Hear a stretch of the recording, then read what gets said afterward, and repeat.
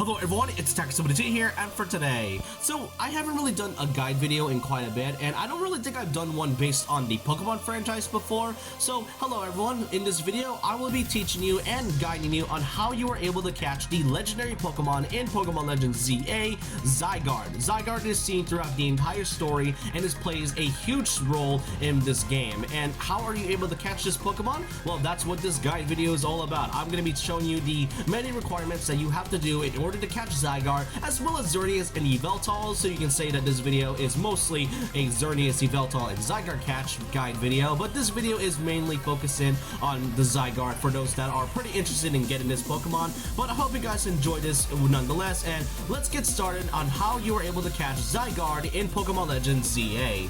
So the first major requirement that is pretty obvious by now, and that is beating the main story. The story takes around 20 to 25 hours, it is not really that hard, and almost every mainline Pokemon game always has a post-game content story-wise after you've beaten the game. So once you are able to do so, you'll be able to enter the Infinite ZA Royale, which is just an ongoing matches that is just the typical ZA Royale and such, but you just have to beat one match about it. Just one match where you, funny enough, have to fight Zack again, which, like, if your Pokemon is already over level, you're able to like beat this match in like a good few seconds flat. So yeah, just deal with Zack's Pokemon, and there you'll be able to get a call from Lita, who tells you to go back to Hotel Z, where you'll meet up with L, which, I mean, if you know by now, L is Lysandre of Team Flare, and there he'll give you some cryptic messages and regarding stuff about Zygarde, and most notably two Pokemon that you are actually required to catch in order to get Zygarde at all: the one that gives and the one that takes,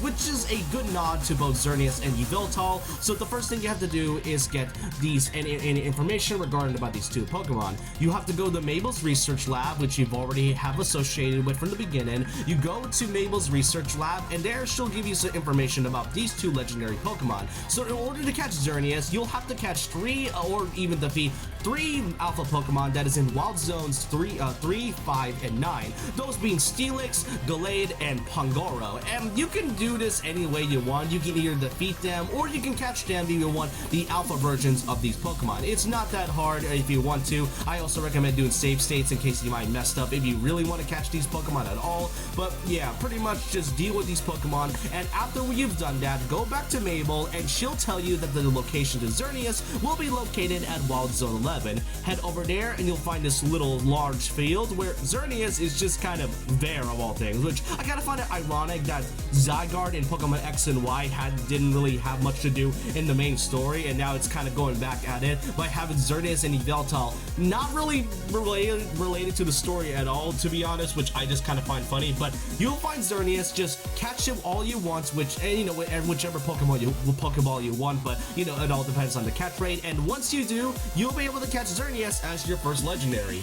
After you catch Xerneas, Mabel also informs you to talk to Grisel and Grisham of Team Flare Nouveau. Head over to the Nouveau Cafe, where they tell you some things about Yveltal, and you have to go afterwards to Corsartico Inc. to talk to Vinny. Vinny will also inform you that you'll have to do these battle simulations against 3 Mega Rogue Pokemons, most specifically a battle against Mega Victreebel, Mega Hawlucha, and Mega Tyranitar. So pretty much do all of that afterwards. If you have the right type of a Pokemon, you'll be able to deal with them pretty easily. And once you manage to deal with these 3 rogue battle simulations, Vinny will inform you the location of the Yveltal, which is specifically around the mall area, more specifically on Rogue Sector 2. Climb up there and you head over to the dome part of the area, and where you'll be able to find Yveltal, who's just kind of flying around the mall, and that's just kind of about it, really. Once you do, just catch it just like you did with Xerneas, and afterwards you'll now be able to get Xerneas and Yveltal as part of your Pokédex, as well as part of your Pokemon listed. Once you've completed the 2 main quests that features Xerneas and Yveltal, you'll go back to Hotel Z, where L confronts you. He does a lot of bit of talking and such, but in this one, in short, you just have to battle him, and I have to admit, his team tends to really wipe out some of my Pokemon pretty quickly if you aren't careful enough. Some of his Pokemon can really one-shot or two-shot you, depending on the type in your have, and especially when he gets the Mega Gyarados, who use quite a lot of heavy hitter moves, then yeah, I recommend getting a few bit of revivals as well as some mega potions, because yeah, L's team does not really mess around. But once you finish and face off against L in this battle, Zygarde will appear and he'll disappear to another location, which if you assume by now, you have to go to Wild Zone 20, where he'll meet you underneath the ruin of Prism Tower. Now, before you even get there, I do have to give out a bit of a recommendation. It is okay to constantly heal. Get a ton of revives as well as a ton of potions, whether max potions, full restores, hyper potions, super potions, just any type of healing factors, because this fight, while not impossible, while not difficult, can be a bit of intimidating if you're not careful enough. So you go over to Wild Zone 20 and find Zygarde, where he challenged you to fight against a battle to find you worthy. Enter the battle, and there you'll be able to do 3 phases against Zygarde. The 10% one is not really much of a difficult one. It is pretty easy to do if you got it. He is level 84, by the way, so it is quite a powerful Pokemon to say the least. But once you've dealt the 10% form of Zygarde, which again, it is not really difficult, he'll go into this 50% form, where he has a bit more moves, which he does Land's Wave, and you know, you have to dodge it constantly, which, you know, it's not really constantly, it's more so dodging it pretty carefully and such, but dealing quite a lot of heavy damage. He'll also use Rock Slide whenever he has the chance, but